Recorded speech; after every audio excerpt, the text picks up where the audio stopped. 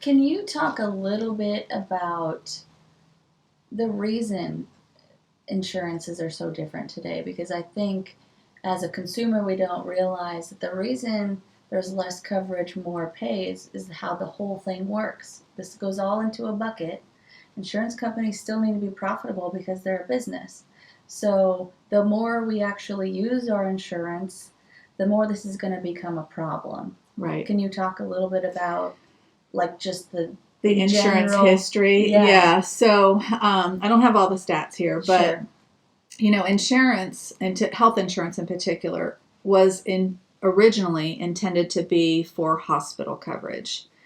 And it's changed along the years when you had workers who needed more coverage. And so that's kind of how that all, I won't give you all the gory details because I can't remember them all. But that's really kind of how it started. And today people think that insurance should cover 100% of everything. So every Band-Aid, every doctor's appointment, every MRI, everything, Those are the high users. Yeah. And that's really not how insurance was designed. Mm-hmm. In fact, when the ACA came out, one of the biggest things that it was intended for, and there's a great purpose for having ACA. So let me just say, there are people out there that need to be on an Obamacare ACA plan because they're sick and we don't want to, look at them for pre-existing conditions. We want those things to be covered, and they need it. Mm-hmm. There are other people out there that are healthy and that are living healthy lifestyles and in overall good health. They may take a couple medications, but they're in overall good health.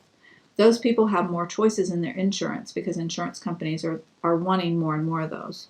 So I think with the changes in people leaving corporate insurance plans and group plans and becoming self-employed, the insurance companies have recognized that that's a great pocket of people that they want to do business with. And so when you have a lot of sick people in the ACA, that's why the prices are so high, because that pool of people is mainly sick and the claims are really, really high. Yeah. The other difference is that when you're with a major carrier like a Blue Cross Blue Shield, United, Cigna, Aetna, I'm not picking on anybody, but they have negotiated rates with their providers and their network, and they're not paying their provider as much as they're charging.